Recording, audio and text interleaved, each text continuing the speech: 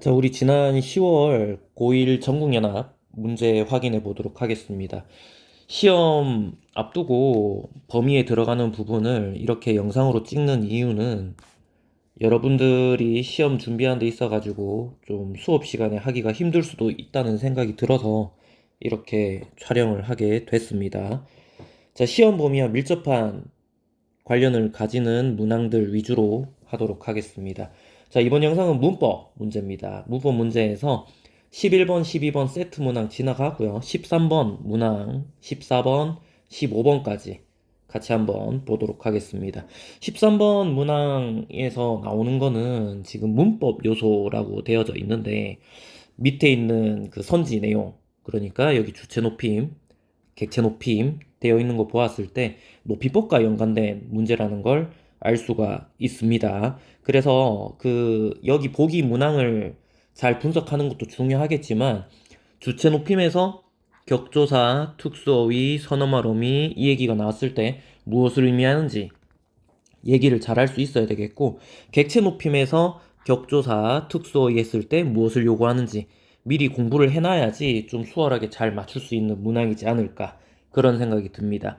그래서 여기 있는 내용을 먼저 한번 생각을 해보면은, 자, 격조사와 관련된 거는 어떤 게 있을까요? 주체 높임과 연관된 격조사는 뭐가 있죠? 깨서라는 단어가 있죠? 깨서. 깨서. 자, 요거 하나입니다. 요거 하나 잘 기억해서 확인을 하면 되겠습니다. 자, 그다음에 특수 어휘 같은 경우에는 뭐 계시다라든지 아니면 뭐 주무시다. 자, 요런 단어가 이제 해당이 될 거고요. 자, 그다음에 선어말 어미 같은 경우에는 시나 를 썼을 때 선어말 어미 썼다라고 얘기를 하죠. 주의해야 될 건 뭐였었는지 기억나나요, 혹시? 특수어휘가 거의 대부분 보면 시가 이렇게 들어가죠. 여기 보입니까? 여기 시가 이렇게 들어가 있잖아요. 그래서 선어말 어미로 시가 쓰였는지 아니면 특수어휘로 그냥 시가 포함된 단어가 쓰인 건지 이거 구분을 잘 해야 됩니다. 자, 그 다음에 객체 높임에서 나타나는 격조사 요거 같은 경우는 깨였었죠. 자, 여기서도 구분해야 될 게 뭐였었습니까? 주체 높임에서의 격조사 깨서랑 여기, 자, 그 다음에 객체 높임에서 격조사 깨가 상당히 모양이 유사하죠. 그래서 이런 부분을 좀 주의를 해야 됐었습니다. 참고로 여기 있는 이 주체 높임에서의 주체는 문장에서의 주어를 의미하죠. 그죠? 행위 주체. 자, 그다음 객체 높임에서의 객체는 무엇을 의미합니까? 문장에서 주체의 행위의 대상이 되는 걸 이제 객체라고 얘기하는데 대부분 목적어랑 그 다음에 부사어가 해당이 됩니다. 자, 조금 더 얘기하면 여기는 이 깨 같은 경우에는 어떤 격조사에 해당되나요? 목적어를 만들어주는 목적격 조사인가요? 아니면 부사어를 만들어주는 부사격 조사인가요? 머릿속에 떠올랐나요? 자, 부사격 조사일 때 깨가 쓰인다라고 보면 됩니다. 목적어일 때는 지금 늘만 쓰이기 때문에 객체 높임에 해당되는 격조사가 없습니다. 자, 그 다음 특수어휘. 객체 높임을 나타내는 특수어휘 어떤 게 있었습니까? 자, 들이다라든지 아니면 모시다라든지 아니면 뭐 여쭈다 아니면은 뵙다. 자, 이런 단어들이 있었죠. 그래서 이거를 알고 여기 보기 문항에 적용을 하면은 조금 더 쉽게 문제가 풀릴 거고, 그렇지 않으면 좀 힘들 수 있겠죠. 자, 비슷하게 나와 있는 부분들을 한번 체크해 볼게요. 자, 일단 깨서를 한번 찾아볼까요? 자, 기억에는 보면, 자, 삼촌 깨서.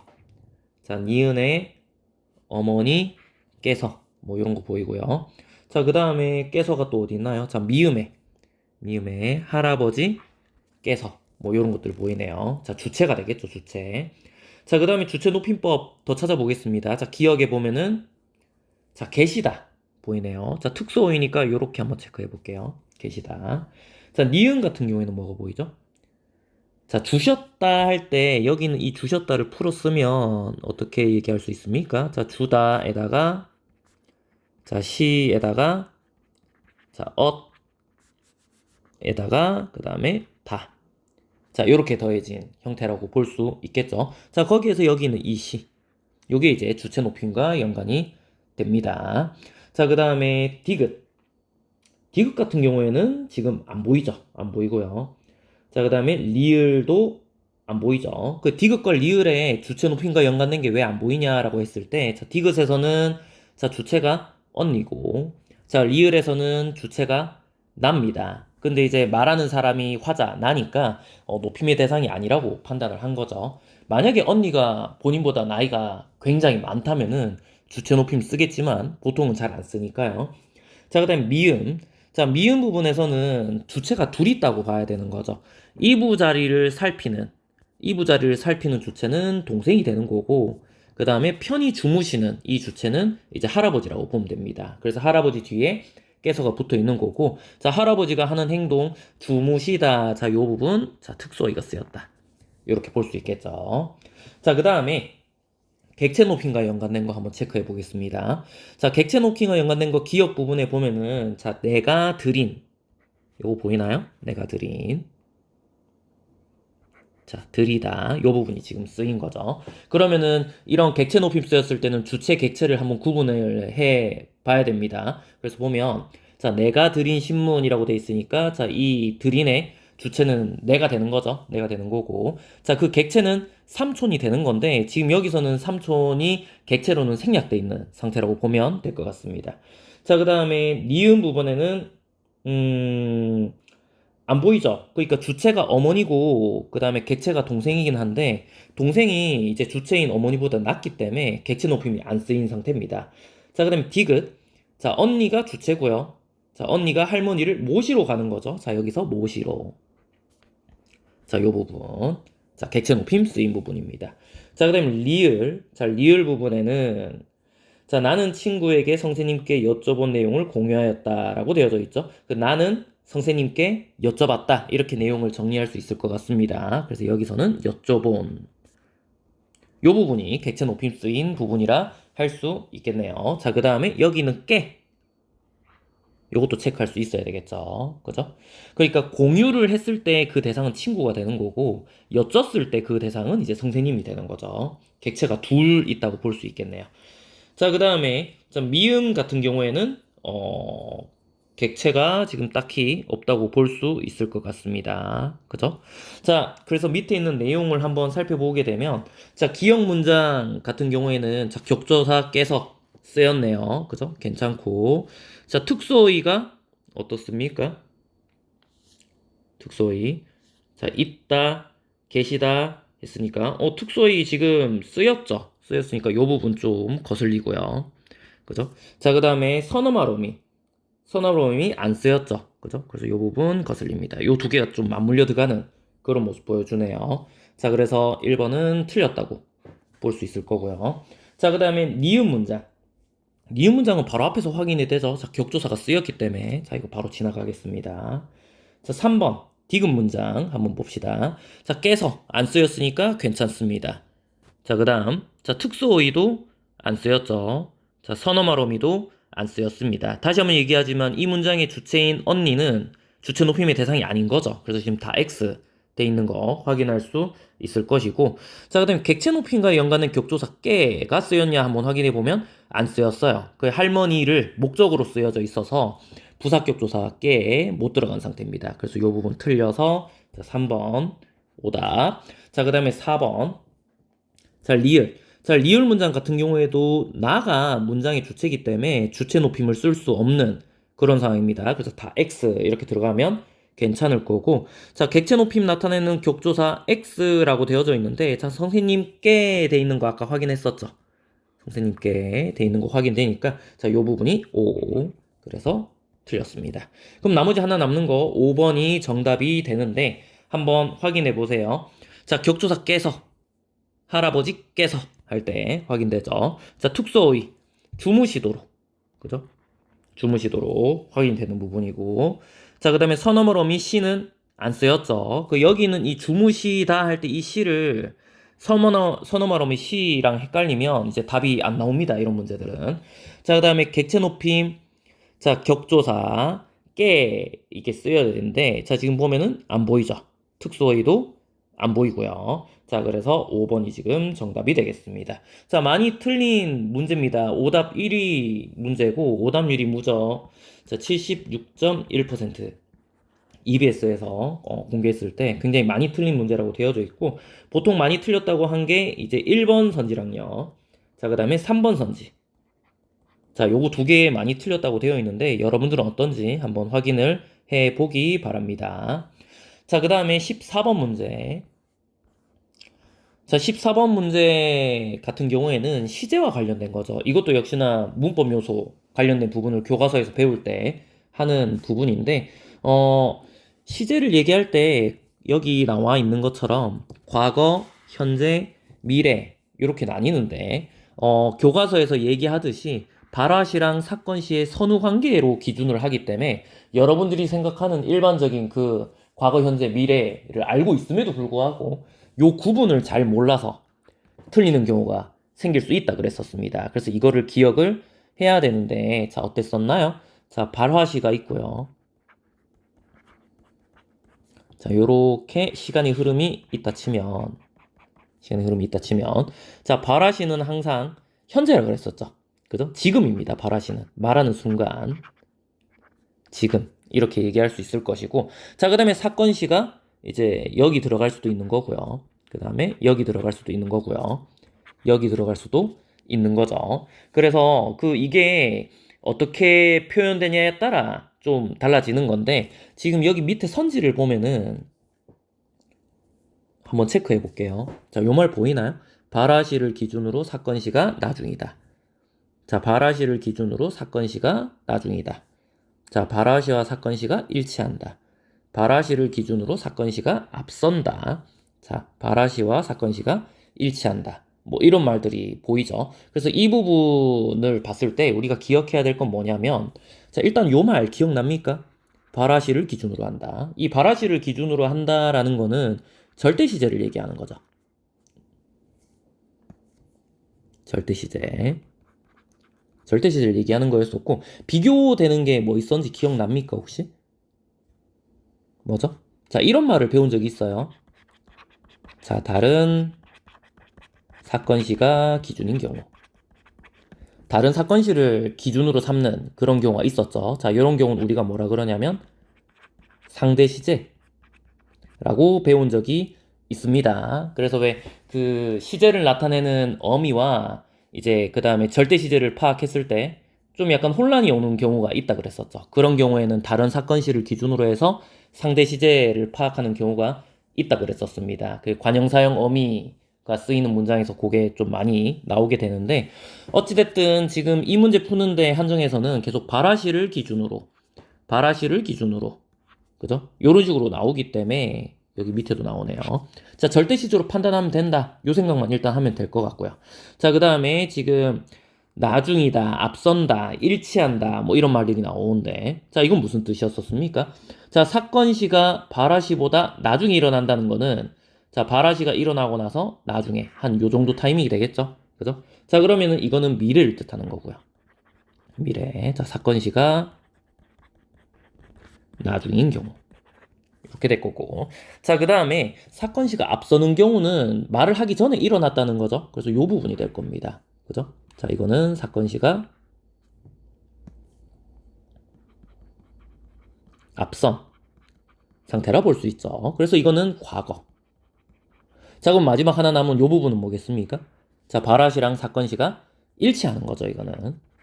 자, 그래서 이거는 현재를 의미한다. 자, 이것만 정확하게 이해를 하고 풀면은 쉽게 우리가 문제를 풀 수 있을 겁니다. 자, 틀린 거라고 되어져 있고요. 지금 여기 서너말 어미, 리을, 그 다음에 시간부사어, 그 다음에 니은, 니은 이런 것들이 나오는데 이거 판단하는 게 크게 뭐 어렵진 않을 겁니다. 그럼 뒤에 있는 이 형광펜으로 표시한 요 부분이 더 문제였었던 거죠.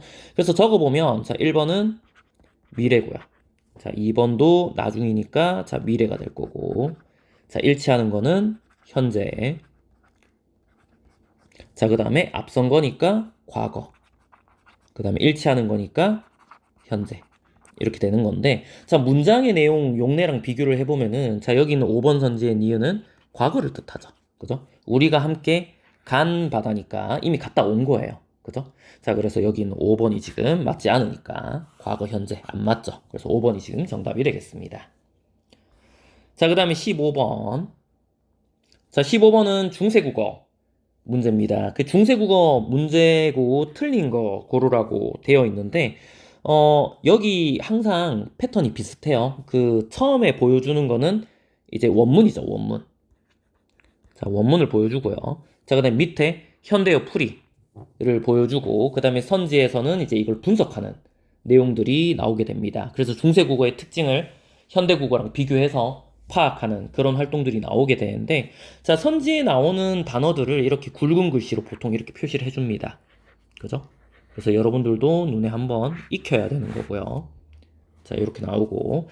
자, 근데 약간 아쉬운 점은 이렇게 밑에 현대어 풀이로 나올 때, 현대어 풀이도 보통 굵은 글씨로 표시를 해주는데, 여기 이 문제에서는 좀 스스로 찾아보게끔 해준 경우라고 봐야 되겠죠. 그래서 쭉 읽으면서 체크를 해보면은, 자, 밤에 요 부분 같은 경우는 여기 들어갈 거고요. 자, 그 다음에, 좋아비더니 이렇게 돼 있는데, 좋아려 빌더니 부분이랑 비교가 돼야 됩니다. 그 좋아려. 자, 그 다음에 빚어. 요 부분은 자, 술 뒤에 있는 단어. 자, 술을 빚어 라고 돼 있는데 여기 현대어풀이에선 술 빚어 이렇게 돼 있고요. 자, 의원 다려는 의원한테, 의사한테. 자, 그 다음에 뿌들 니른데는 뜻을 이렇게 됩니다. 그 우리가 그 세종어제 훈민정음 서문 그걸 보통 교과서에서 보잖아요. 거기 있는 내용들을 잘 기억하고 있으면 요런 부분들도 우리가 충분히 확인할 수 있을 겁니다. 자, 답이 지금 1번인데 너무 잘 보이죠, 지금. 왜냐하면 뒤에 모음 조화를 따르지 않는다라고 되어져 있는데 모음 조화가 어떻게 되는 거였었나요? 자, 양성은 양성끼리, 음성은 음성끼리 이렇게 되는 거였었는데 자, 현대랑 중세랑 비교하면 어떤 차이가 있냐면 자, 현대 같은 경우에는 일부 음성상징어 그죠? 그래서 아장아장, 어정어정 이런 것처럼 일부 음성상징어에 남아서 이제 양성이 쓰이면 가볍고 밝은 느낌, 음성이 쓰이면 무겁고 어두운 느낌 이렇게 주는 정도의 한도로 쓰이는 반면에 그래서 우리가 모음조가 잘 쓰인다라고 생각하지만 중세국어랑 비교하면 그렇지 않다는 거죠. 자, 중세 때는 어땠냐? 중세 때는 아주 광범위하게 쓰였다. 어느 정도로 광범위하게 쓰였냐? 체언이랑 조사의 결합에서 또는 어간이랑 어미의 결합에서 자, 여기는 이 조사를 쓸 때, 어미를 쓸 때조차 양성과 음성을 따졌었다라는 걸 우리가 배운 적이 있었죠. 그래서 예를 들면 뭐 현대국어에서는 가방, 을 이렇게 했을 때 여기는 이 을이라는 조사가 목적격 조사인데 지금 현재 우리가 쓸 수 있는 목적격 조사는 을이랑 를 밖에 없습니다. 그래서 이제 앞에 단어의 형태에 따라서 을을 쓸 때도 있고 를 쓸 때가 있는 거죠. 근데 이걸 양성 음성으로 따져보면 여기 있는 아 양성인데 여기 있는 음성이 쓰이는 그런 경우가 되는 겁니다. 근데 중세국어 때는 가, 방, 양성 쓰였으니까 자, 아래아를 써서 을 이런 식으로 썼다는 거죠. 그래서 지금 우리는 을, 늘만 쓰지만 중세국어 때는 아래아를 쓴 을, 늘도 있었다. 자, 이렇게 좀 우리가 기억을 할 수 있습니다. 그래서 그런 내용들을 가지고 따져보게 된다면은 자, 여기는 첫 번째 용례로 나오는 단어 봤을 때 자, 본문에 뭐라 적혀져 있었냐면 자, 밤에 이렇게 돼 있고요. 자, 현대어 국어에는 밤 이렇게 되어져 있죠. 자, 그랬을 때 지금 여기 양성 아가 쓰였고 그 다음에 아래아가 쓰인 조사가 쓰인 거 보이죠? 자, 그렇게 봤을 때는 역시 아까 전에 보여줬던 을을처럼 모음 조화를 잘 지켰다 이렇게 볼 수 있는 거지 모음 조화를 따르지 않았다 이렇게 보기는 힘들다는 겁니다. 자, 이 문제는 기본적인 내용입니다. 그래서 좀 자신이 있었던 친구들 같은 경우에는 바로 그냥 선지를 보고도 풀 수 있는 그런 문제 유형인 것 같아요. 그 유형에 따라서 본문에 따라서 이제 모음조화 지키지 않는 용례를 가져와서 좀 혼란스럽게 하는 경우도 있는데 지금 이런 문제 같은 경우에는 전형적으로 우리가 배우는 특징들이죠. 그렇기 때문에 쉽게 해결할 수 있어야 되겠습니다. 자, 문법 세 문제 살펴봤습니다. 이상입니다.